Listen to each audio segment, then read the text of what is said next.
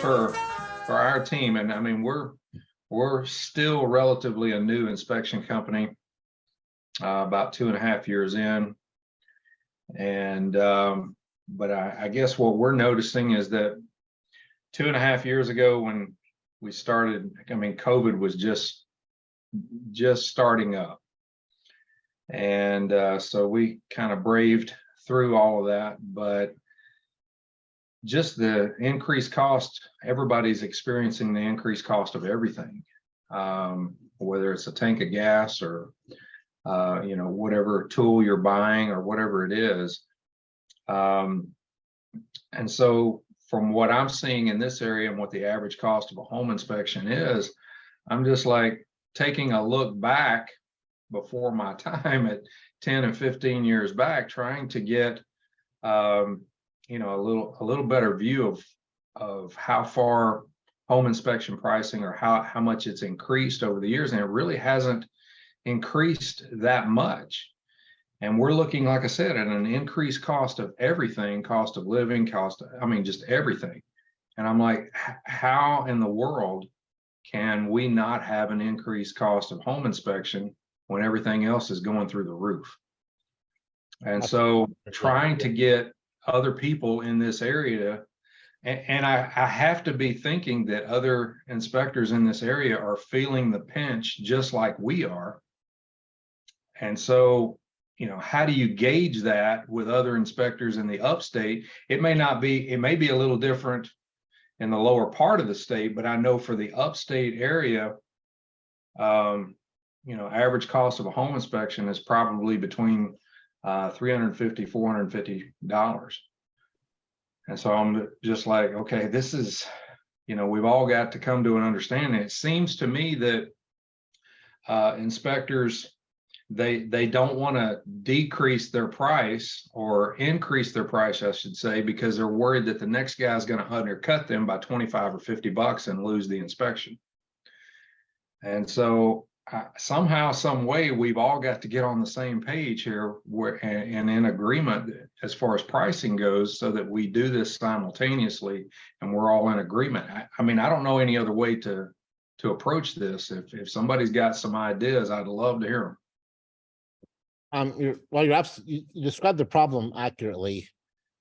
When my brother and I were doing home inspections 20 some years ago outside of Philly. Now, we were in a very nice neighborhood. We were in the main line, which is called the main line because it goes from Washington, D.C. through us to New York City. And so the average home there was around $900,000. But we were charging $589 for a home inspection. And in 5.5 years, I was in business only. I was able to, you know, I took him $1,000 a day. It was a bad day for me. But I worked every day except Christmas, like a nut. But in 5.5 years, after, you know, feeding a family of 4 and sending 2 kids to private school, one sitting next to me right now, actually, you know, I was able to save $970,000 in the bank. And at which time then I sold Peach Inspections. It's still running today on its 4th owner, by the way, that company. So it's a 35-year-old company. That put me over $1 million in cash in the bank, which I thought was pretty good for 5.5 years work to save that much money. And it was much easier than it is now. Nowadays, I think there's a few ways that you could, you know, raise prices. And I wrote a lot about this in the books I've written, Stacks and then Scale Up. But one is sort of over obvious is to just start doing offering ancillary inspections and upselling them, actually upselling them, mold and radon and water, and septics, you know, everything you can, you know, infrared and, you know, radon, everything, right? So that brings the dollar price per invoice up. And since you've already kind of captured the client, most inspectors don't quantify what it costs them to capture that client, but it's a lot. And And so once you have that client, it's better if you can charge them twice as much for services that you provide. That's kind of like, I would say, the most simplest way of trying to make money in this period where we're not keeping up with inflation. We have the Inspector Museum at the House of Horrors, one in Boulder, and there are some inspection reports from the 1970s there. And inside those reports, some of them have the invoices. And those invoices have prices that look like today's prices. So can you imagine anything? And it was in what year? 70s. Oh my gosh. So can you imagine prices of any industry not going up for half a century? Well, that's what I'm saying. I mean, somewhere, I Something mean, has to you give, got, yeah. you know, it's like, okay, who's going to lead the way? So the other way to bite the bullet and do it, or, I mean, because we are upselling. We're offering everything from thermal imaging to, you know, of course, your CO 100s, septic inspection, pumping, radon. I mean, we're doing it. We're offering everything. And you say we, how many are there of you? There's 3 of us. Okay, so so what do we really want to combine a couple of these things together to create some synergy to make more money. So what does like Bill Gates and Elon Musk and Jeff Bezos and what do they all sort of have in common? And how, you know, they're rich, but how did they get rich? And one of the things they have in common is that they have employees and lots of them. So that's the other way to possibly do it. I mean, I have 112 employees right now in my 14 operations. Unless you're Tiger Woods, it's probably not going to be possible to get wealthy using your own 2 hands. Just your own 2 hands, unless you have some really amazing skill, right? Like Tiger Woods. It's probably not going to be possible. So I would say, you know, you have to start scale up is that my free book, which is at certifiedmasterinspector.org/scale. And it tells you how to build a company with more employees. And yes, it's more of a headache. It becomes more of a management business rather than an inspection business, but that's how you get rich. It's just not possible to make a lot of money alone. I mean, I would say there's almost a correlation between the very wealthy, and the wealth gap keeps growing in this country, and the number of employees they have.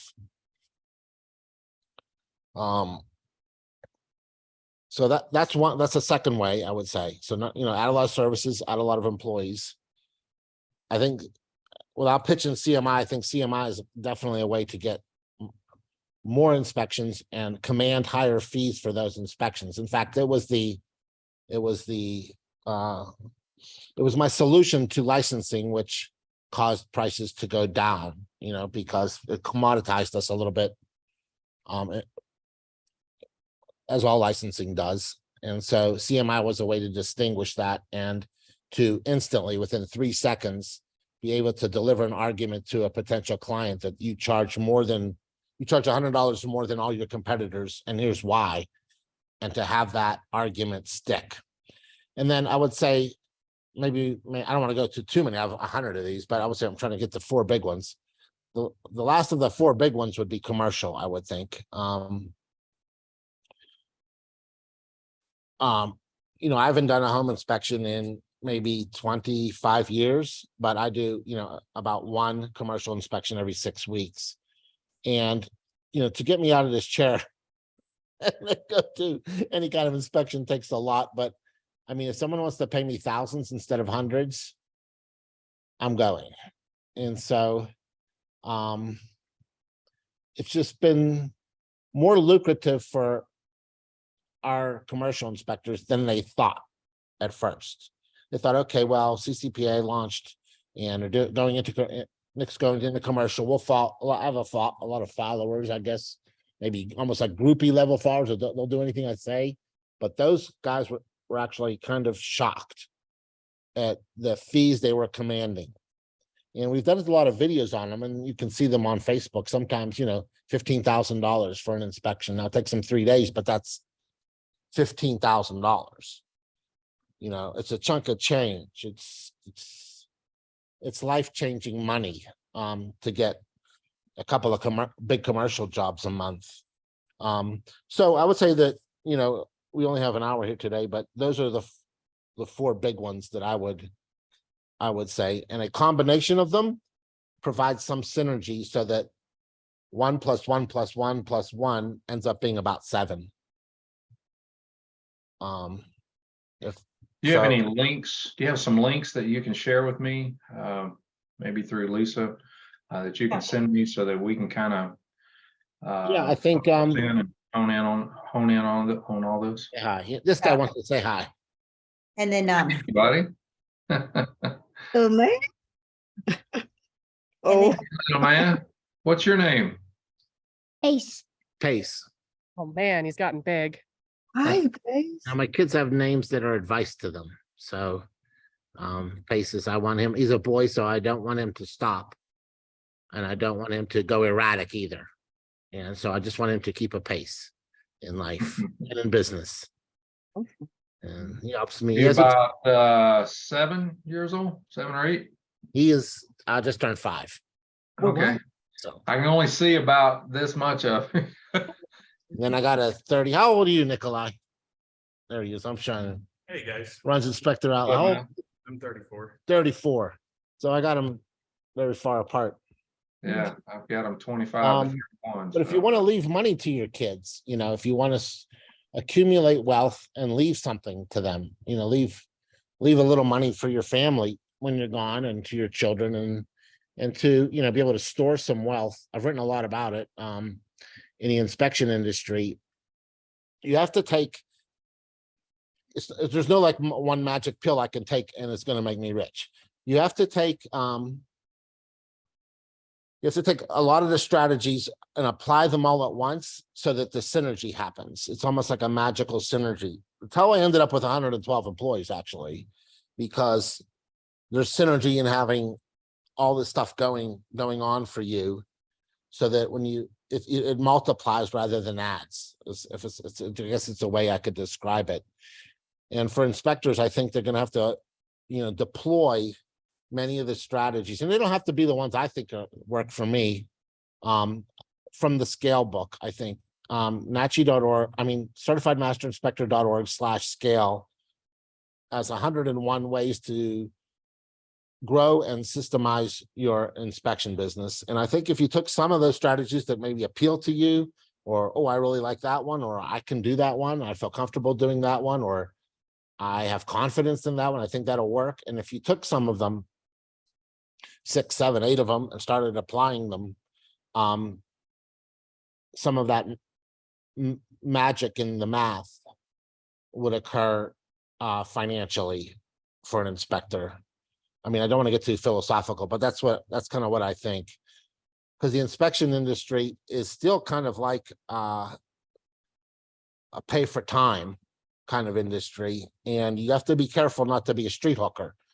And what I mean by that is, like, a street hooker charges per the hour, right?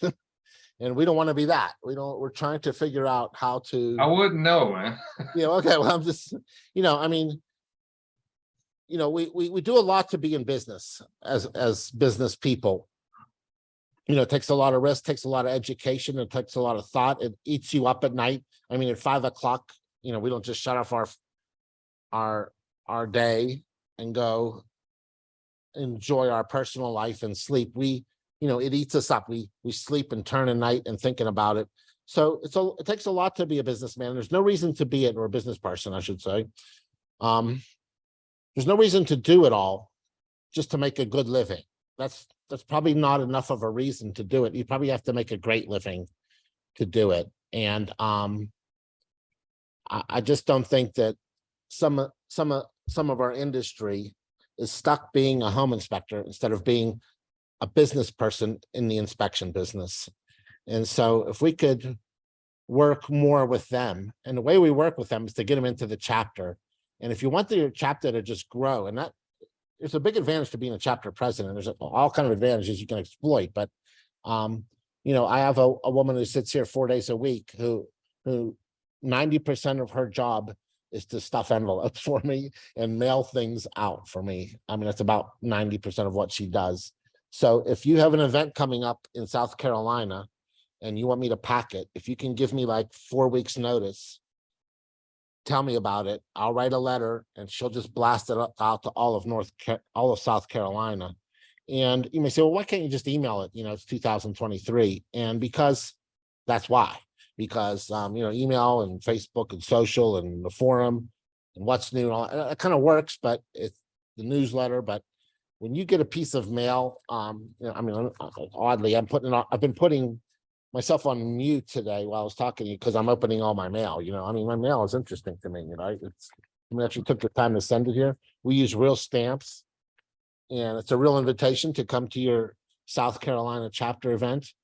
You know, we'll blow it up. And at that point, then you have the ability to stand at your podium and explain that, you know, that we're not charging enough and to push people up. And the guys who are charging a lot, they should charge more too, because if you can lift the ceiling, you can lift the people underneath it feel comfortable. There'll always be people with weak stomach who say, oh, you know, I can't raise my prices $5 or nobody will ever use me again, you know?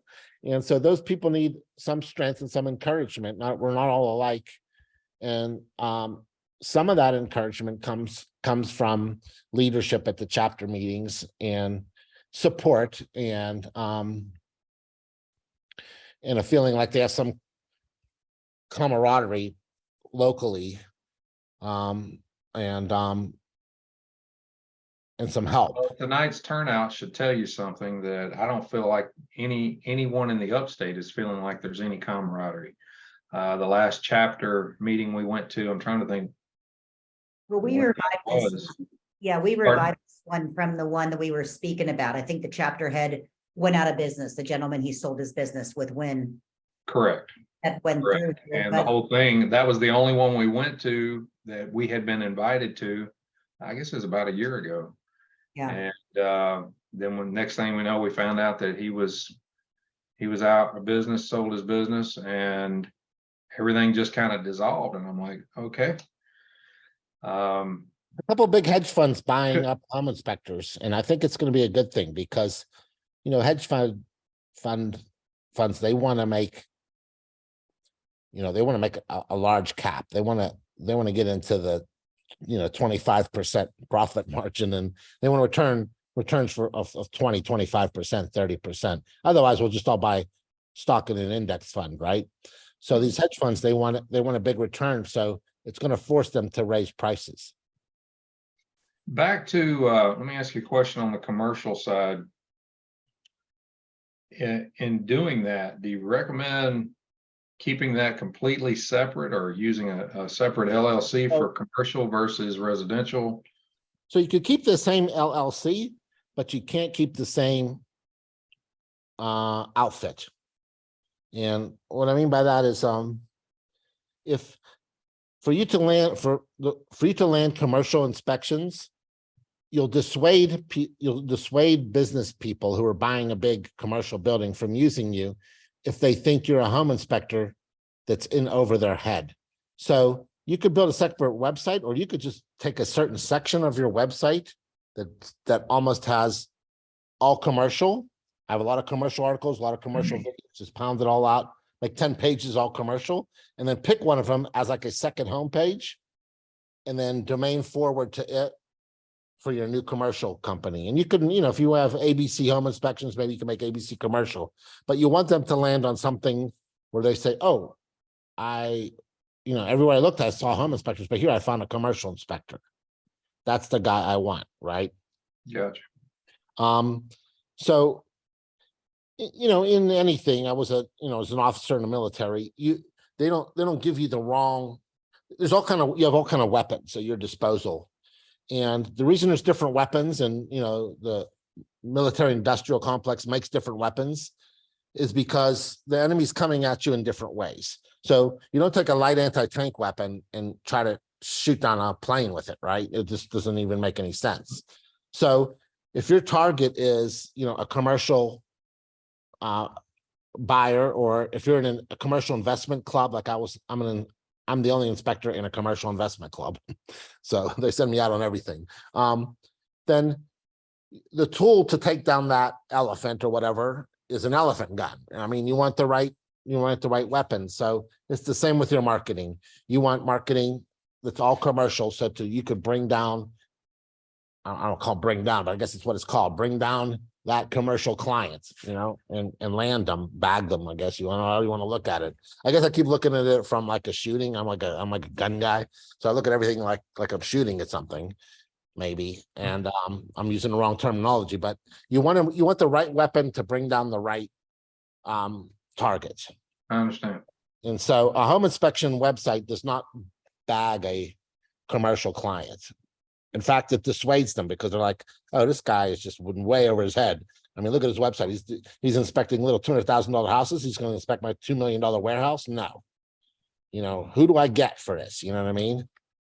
Basically, All you have to engineers, tailor- most engineers back off. They're like, well, we don't really inspect. We like calculate, So there's nobody filling that gap, South Carolina's given me some trouble but they've backed off a little bit. They're the only state that has some regulation on the books, but they didn't complete it. They funded a law that says only commercial contractors and engineers can do commercial inspections. We've gone back and forth with them a little bit about it, and they seem to have backed off. I'm like, well, this isn't, you're not protecting consumers here. This is business to business. And so you don't really have a right to stick your nose between two businessmen, right? I mean, a commercial buyer of a commercial building, is going to need someone who specializes in commercial inspections, not, and a building might be 100 years old, not an engineer who makes calculations. So there's we're still having a little bit of argument in South Carolina over that.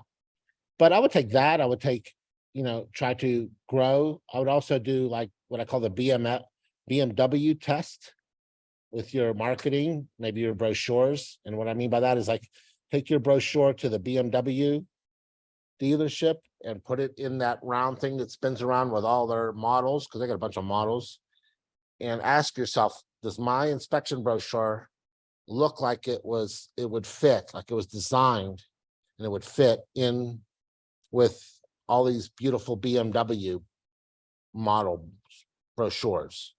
And that's kind of what you want to kind of get to, in every business. Here I am talking about this while I'm wearing I'm still wearing my tinfoil hat.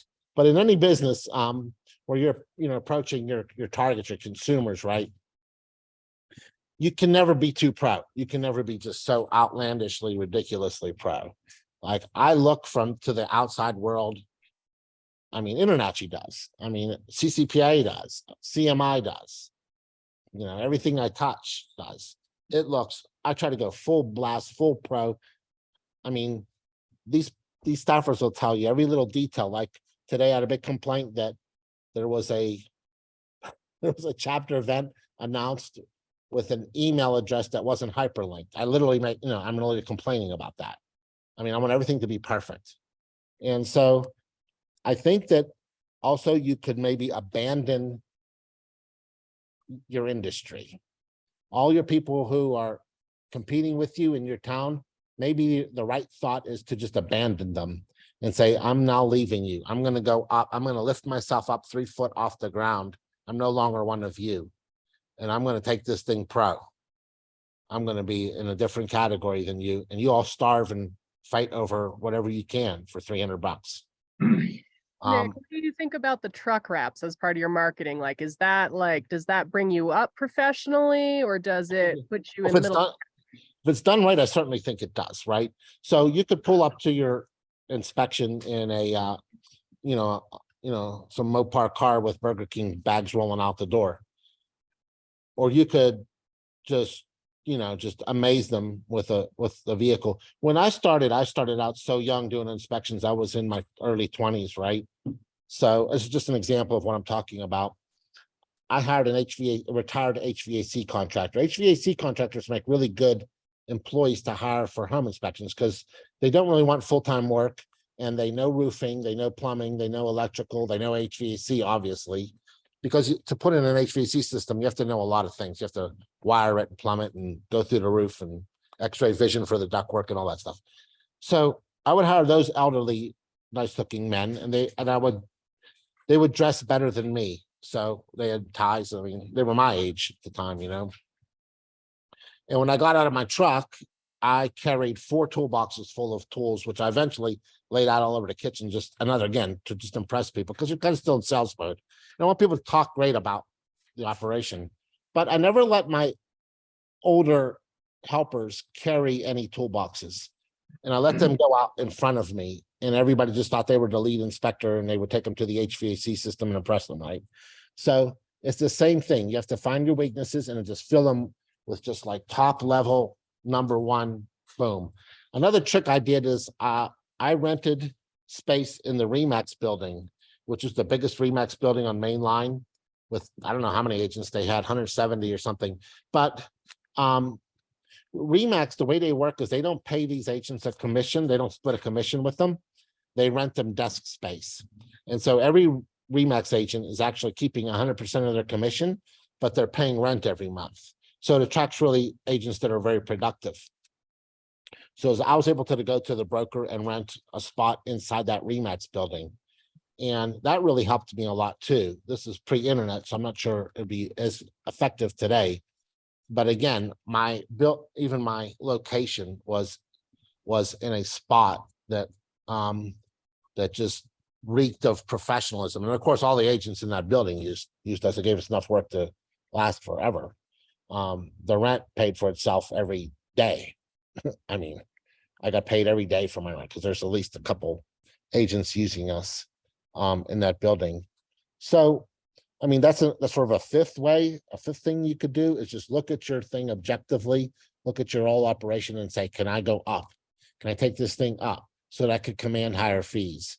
You know, we are in a big disadvantage in the fact that we share a common client with the real estate agents who get to our client just a little bit before us.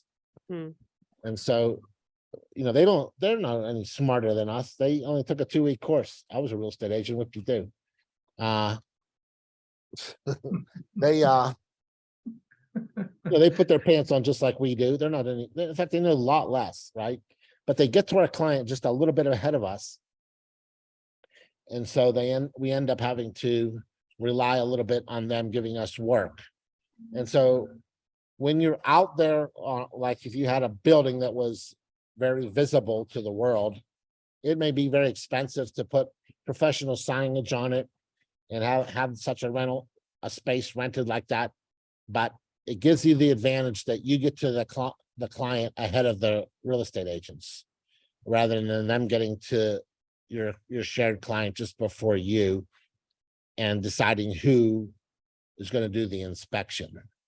So more and more trying to reach the client past the real estate agent, I think is another thing you could think about and trying to get your prices up. And then if you've been in business, you said 2.5, 3 years, you're probably not doing this. No, very few inspectors do that, but I would work your past clients at this point. I mean, about 1/3 of all people are moving within 3 years. And so 1/3 of your database is buying a home this year. How many of those are you going to get? You know, you might want to do that. The silly thing I did, I mean, I came up with all kind of marketing things, but the one silly one I remember that worked really well is I would pay attention to if they had a pet. And a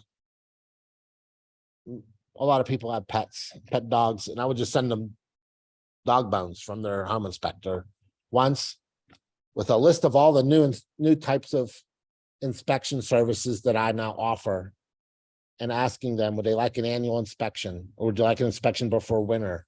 You know, radon's becoming an issue. Would you like us to do a radon inspection and stuff like that? And I can't remember why I did the dog bones. I think I got them for like so cheap. like a quarter or something. But it had what I call Probably thumb, $1.50 now. yeah, probably everybody else is raising their prices but us.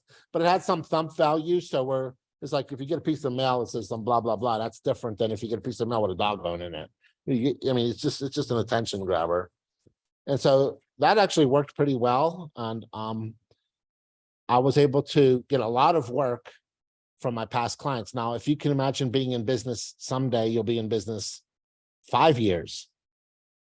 And if you can get, you know, if you can get all of your clients to recommend you to 2 clients, or if you could get all their work again, you know, on average, if each past client could give you 1 job from somebody, you know, a neighbor, a coworker, a family member, or themselves, when they go to buy a new house, then you're basically doubling your business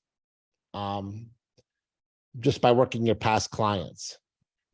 And if you did it again in another 3 years, you've quadrupled your business just from that little operation, right? Not from the organic work you're doing in the field to get more work. But remember, more work is only profitable if each individual piece of work you're getting is profitable. So you have to get your prices up so that your margins are up and your efficiencies up so that your margins are up, so that when you get more work, it's not just more work for 0 margin. What's the point of that? That just means you're working 12 hours a day for nothing. You have to, you know, I mean, I basically run these same things, models in all the businesses we have, and they all seem to be doing really well like this for many years. But there's no benefit in just taking the potatoes in life. I would just aim for the gravy. Nick, did you do much with new construction inspections, builder warranty? Did you have a special way of tying into that? Were you able to? So I do have one, but it doesn't. I always try to bag the. There you go again. I'm not even a hunter. I try to bag the big buck. I tried to go to the builders, and I came up with a thing. All right, we're hunters too. Yeah. Okay. I came up with a thing where I would do a bunch of inspections on their finished home and leave them a consumer package on their kitchen table, multiple copies of it that someone touring the house could grab. And I made it really cheap for the builders, and so they liked that. But the underlying secret purpose of it was to get my literature in the services I provide in the hands of people walking around looking at homes to buy. Because if I can get that in their hand, then no matter what house they buy, they might call me. Sure. Very efficient way to do that. The other way, if you want to go the other way and only get one client, it's to use the tax records of your online. Now that we have the internet, you can get the tax records and see when they bought that house, and then, you know, add 10 months to it. And then your secretary, if she's not doing anything, you know, could be mailing out your packet to people who purchased a brand new home 10 months ago. It's really good if you have like large plans like we have here. We have plans here that are in Colorado that are, you know, 800 homes. So it works really well and efficiently. Anybody here in South Carolina had any luck with getting the tax record? I know for Greenville County Tax Office, I've tried to tap into that and I've had trouble actually finding it on there. Anybody else in here That's from Greenville? interesting. I mean, everywhere I go, I can do a property search, and it may not be from the assessor's, it might not be from the treasurer's office. It might be on the property search side, because the property search side usually has, and they're all using basically the same software at this point, a section called tax reports. And you can see when the taxes jumped because the property went from a lot to a home with a certificate of occupancy. So you know where that is. The other thing you could do is, hey, Pace, do that for a second. The other thing you could do is if you have a big plan and you know where it is, you know about when they started opening it up and selling it. So you could just start going and looking at, again, without the treasurer's office, just the online map of all the addresses, and send them a letter saying that, it's time to do or you should be doing an inspection. Your volume level just went way down. Oh, you should, you could go to a big plan and just grab all the addresses and send those, hit them all, telling them it's time to do an annual inspection. And then the other thing that might be even easier is I had family members just anytime they ever saw a for sale sign, even a for sale by owner sign, they would give me that address and I would send them my for sale packet.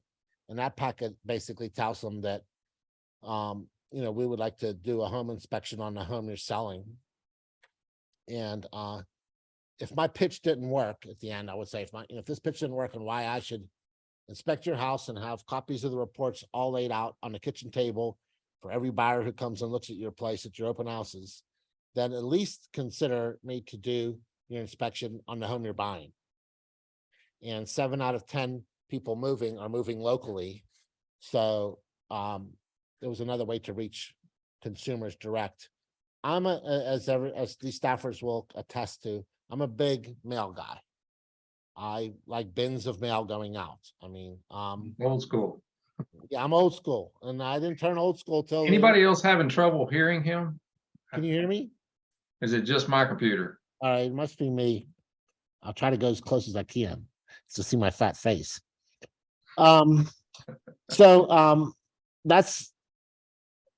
I turned old school when everyone turned new school. So what I mean by that is when it became clear that everything was going digital, I went back to not only just envelopes, but envelopes with postage stamps on them.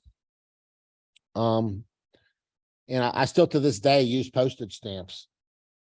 And I put them right on there rather than the post office doing them. And people open up my stuff. I also believe in thump value in an era where, you could Google anything. We produced this now that you've had a home inspection maintenance book. Now, how silly is that? I mean, well, it turns out the book could be written in Chinese. Its purpose is not to transfer information. We have Google for that. The purpose is to anchor your home inspection business, contact information, your face, your name, your address, and all that. Nicola, help me close that. On their bookshelf forever, because Americans don't take books and throw them out. I mean, if I took a book right now and I threw it in the garbage, I did this on stage one time. I took a book and I actually threw it in a garbage can. And people actually stood up in the audience, like they were like they groaned. So, it goes back to your past clients. I was walking through a grocery store one time, 3 days after I did a home inspection, and I saw my clients that I did a home inspection for, and they looked at me kind of funny as we were coming down the aisle, and they said, "We know you from somewhere. We just can't remember where we know you from." I said, "Well, I did your home inspection." And I realized right then that nobody's going to remember me 3 years from now, 5 years from now. I have to get that book to them with my face on them, with my contact information on them, so they could put that on their bookshelf, so that when they say to their daughter or their coworker or their neighbor, "Oh, I got a good inspector. I can't remember his name, his phone number, his website, or anything, but I have his book on my bookshelf. I know where that is, and I'll give it to you." That's one heck of a recommendation, and that got me a lot of work. 10 years after I sold Peach Inspections, they were still getting calls from books that I put out. And I used to write "do not throw out" office copy on the back of them, and I deliver them to all the real estate offices as well. And those had legs. Those books hung around forever. So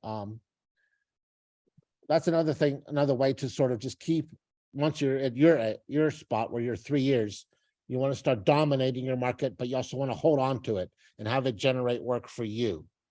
So attacking new market is one thing, but you also want to hold the ground. There you go with the military stuff. You want to hold the ground you've already taken and have that ground help you, feed you. What branch of the military were you? I was just Army ROTC is all I went through. I was never deployed, but I've always looked at things. I'm a big gun collector, so I've also looked at things a way of in those terms. And like I don't want to say I'm shooting my customers, but like, you're basically hunting for customers, and you want to, you want to hunt them down, and you want them to feed your family. I mean, it's not really different than hunting. And so that's how I kind of think about things. And militarily, I would say try to hold your market now that you have three years going. You should have stats on this stuff too. You should find out from all the real estate agents that are using you, why are they not telling their fellow real estate agents about you? I mean, you might want to just send them a letter asking to do that simple thing that they never thought of. Because these real estate agents, they all have friends who are real estate agents. So, you always want to be you always want to deputize everybody that you have done good work for to be your mouthpiece to gather more work. And I don't care what business you're in. You always want to give your customers tools to sell you. When a person buys a house and pays you that check, I mean, there's almost no sense in ever being nice to them again, because they're not going to buy a house on average for another 6 years. But if you could give them product that they could use, make it easy for them to recommend you to all their friends and family, then that is a very efficient way of marketing. And again, if every year you were able to get all your clients to just recommend one inspection to you, I don't know if you know that old chess game or whatever. It's a story about some king asked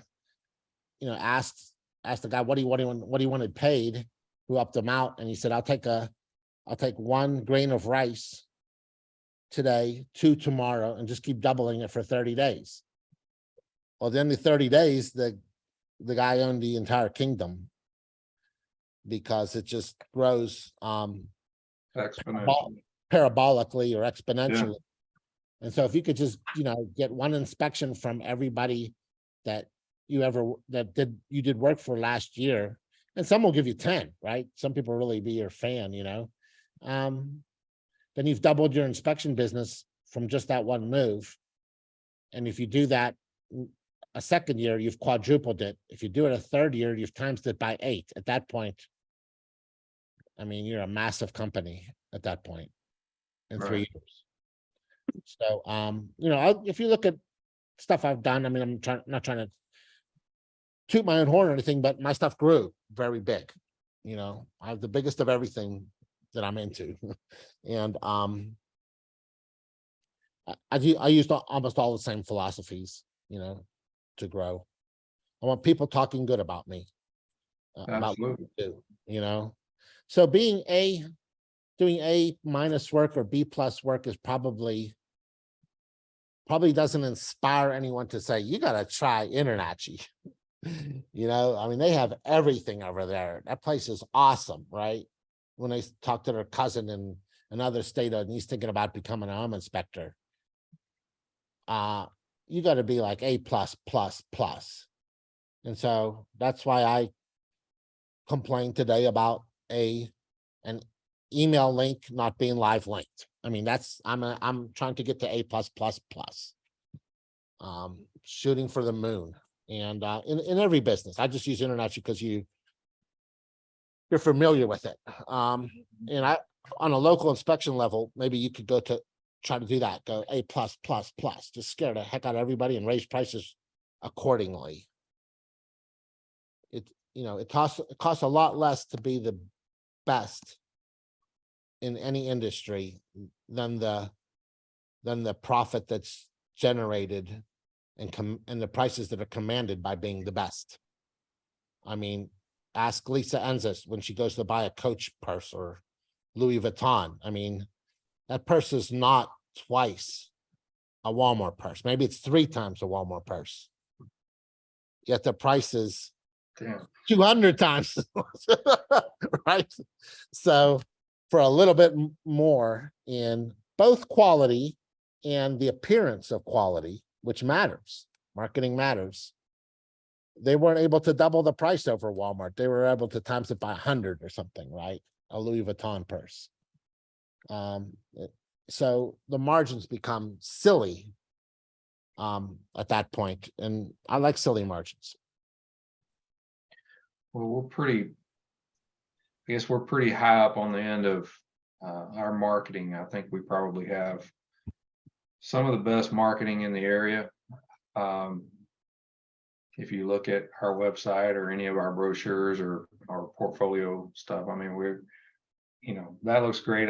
We launched a new website, and I've got to get all the SEO completed on that thing. It's just kind of sitting dormant at the moment, so I've got to get that done. But really appreciate you jumping in on this meeting and giving us the kind of input you have. It's priceless.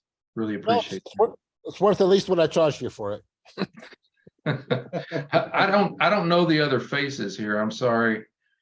Edward, I'm sorry, I don't recognize the name or the face. No, that's okay. I'm here in Aiken. Okay. I'm working for a firm, and we work both sides of the river, as they say, Georgia and South Carolina. So Okay. so that's a little bit interesting. We've got working for a small firm here. I recently got my license a couple months ago, and was Awesome. fortunate enough to get a job in a weird market.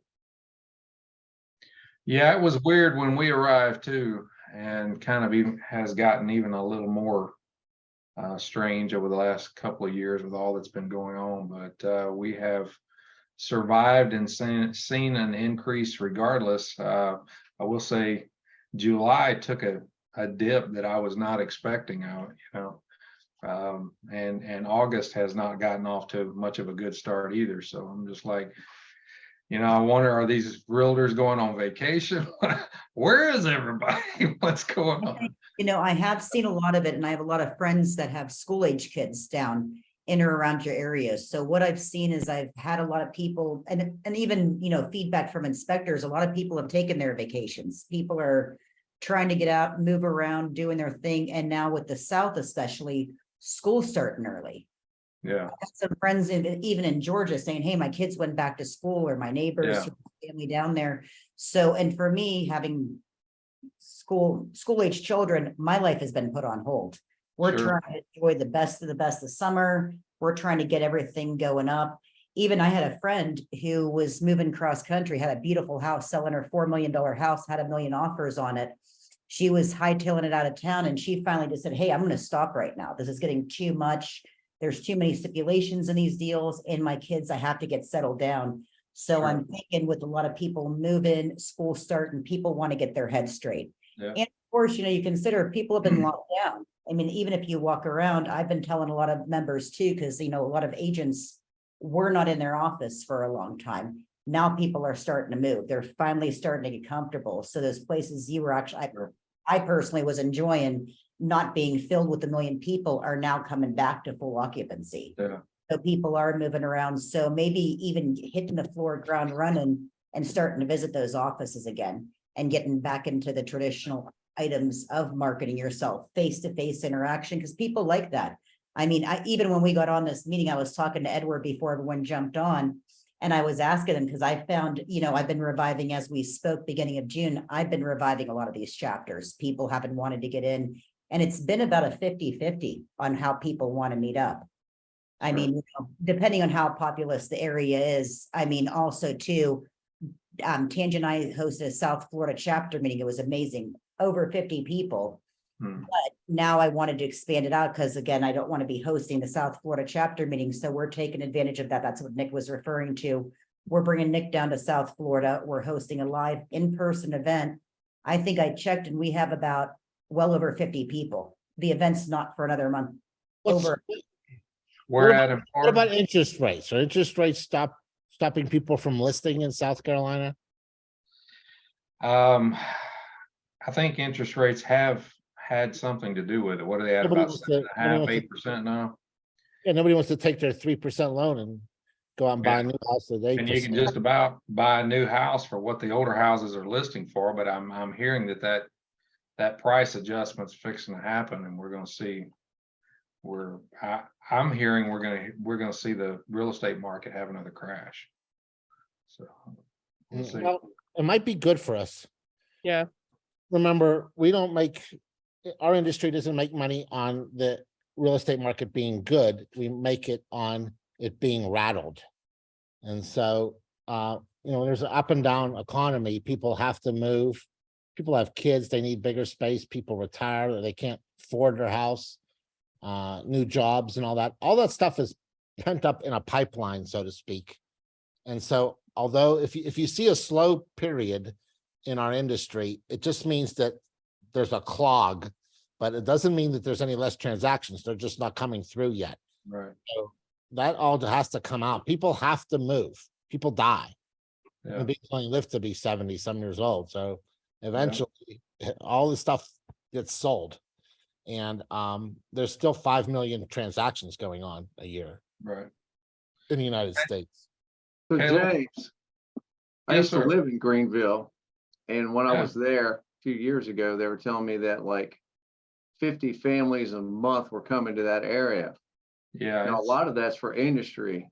I just had an idea. I don't know, it might be way too far out of the box, but a lot of them are coming to the manufacturing plants. There's a pile of those down in Lawrence. You take, what is it, 385 South? I can't remember the name of the road out of Greenville. You'll go down to Lawrence and there's like 10 or 15 manufacturing plants. down there. 385. Yeah, so there might be a way that if you can market through those plants, talk to their management, leave some brochures, because their people are coming in, temporary housing, and then they buy, they'll live at the long stay apartments and then they buy a house. Right. You might be able to, if you could figure out a way to market through that and those plants to reach their employees, you might get ahead of the realtor. That's true. That's true. Nick, look, I forgot to ask a question, Nick, on builders. Did you ever join forces with any builders? Getting in there to do inspections with them, for them to take some of that stress off of their project managers. I know that's the project manager's job, but we all know that the project managers they're stretched so thin now. Sometimes, managing multiple subdivisions, they're not going to be able to see everything. So I didn't think it was a very good idea, because those people are already on staff and it's a simple job and they kind of like work for the builder already. Whereas there's a risk going with me. I'm a third party who has to be honest. So the thing that I helped a local inspector here do is they certified radon and mold. And so we made them a nice certificate on hard copy paper that says this home has been tested for mold and radon, and here are the results. And we got in with quite a few builders here where we went through the houses, something that their project manager can't do. Tested for mold, tested for radon, and left that certificate on the kitchen table, displayed quite nicely. How are you getting paid on that? For the builder paid us. Oh, wow. The builder paid the inspector for that. And So what, indoor air quality and mold testing? yeah, Radon? yep, it was just those two. Because in Colorado, basically every house has radon, almost. And mold started to About be 50-50 here now. Yeah. Mold started to be a big, sort of a big scare, a big issue a little bit. And we don't really have much mold here in new construction because of the low humidity here.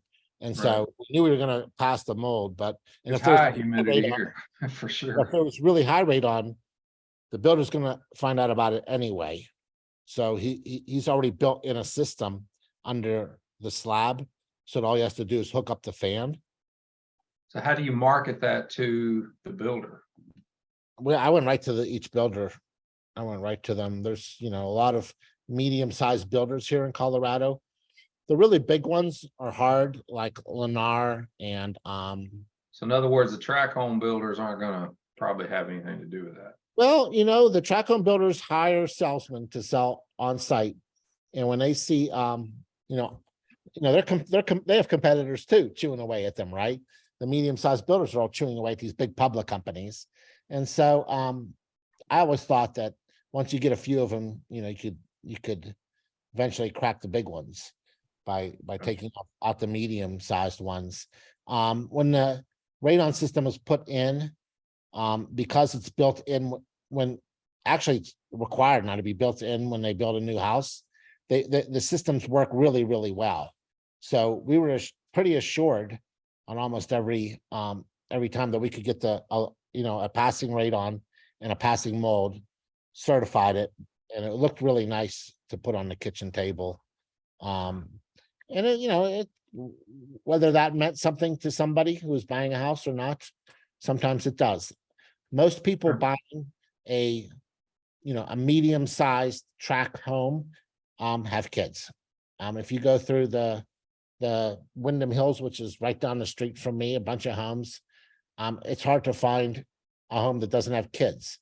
And when you have kids, you think about things like mold and radon, and safety, right? So Why would the builder not just go straight to a, third-party radon company rather than coming through a home inspector?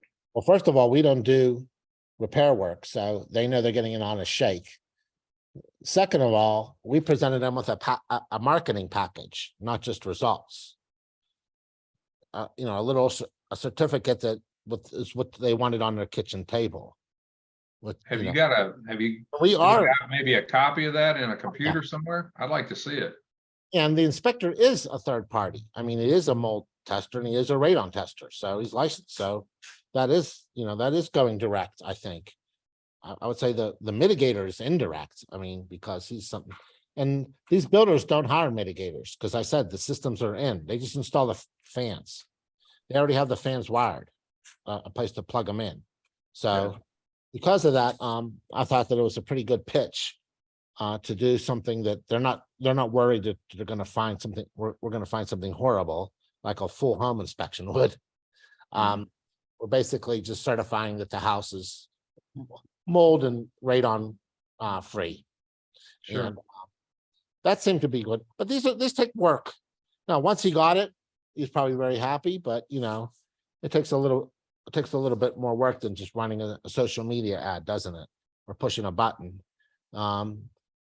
Anything outside the realm does. Some things are not as profitable as others either. Mold is a very profitable test and radon is not. So, and that's because you have to go to the house twice. And you have to get access twice, and sometimes you don't get access. There's lab fees if you don't have your own equipment. There's calibration fees, there's licensing. So mold, radon is probably the least profitable as far as I calculate ancillary inspection, other than that if people want mold, if people want radon and a home inspection, it might sell you the home inspection because the realtor wants to get it done all at once, but it's not very profitable in my opinion. Mold is very profitable. So, I would rather pitch a mold inspection than a radon inspection. Sure. Just Sure. because of the efficiency and costs and doing radon. Radon is just especially if it's far from you. Like if it's 10 miles away, I'd rather chop off my little finger than go to do a radon, try to get into a house twice, 10 miles away. I'd rather chop off my finger. Well, I'll be honest with you. I've been following Nextdoor and my local, with all these social media channels. I'm part of, I live in downtown Denver. So of course, there's a pretty big area, but even being part of Nextdoor or even my local Facebook page around the area, I joined to find lost animals, honestly. But I find myself in there quite a bit, even prompting our inspector seek, find a home inspector, even our IAC2's website, because you get one homeowner going, man, I heard about radon or somebody got sick from radon. You have a whole block over here. And again, it depends on how dense your area is. Nick lives in a little bit broader of an area than myself where we're all condensed together, but you get one neighbor talking, next thing you know, all my neighbors on the street. Even the gutter cleaning, when I get my gutters cleaned, the gutter guys come out, they do 5 houses in one shot, all on the same block, because we want to bring the same person in. Wow, we're talking word of mouth, we're out there. So maybe even finding some of those densely populated areas, letting them know. Almost like, the people who paint the houses, you get one person in the area, everyone wants to get it done. Wow, he'll give us a discount. It's a big On it. advantage to letting your neighbor be the guinea pig. Well, and I wonder too, who is it in the household that are contracting these services, right? Like, at least in my household, I don't do any of that, but I think that it's you laughing at me, Lisa. But I know other households where, man, the wife has the whole calendar, and if you get the right wife, you have all of the wives. Mostly wives. That's what I thought. Nick, thank you. Thank you so much. Really, really appreciate it. Y'all have a good evening. Thank you. Y'all have a good evening. Bye-bye.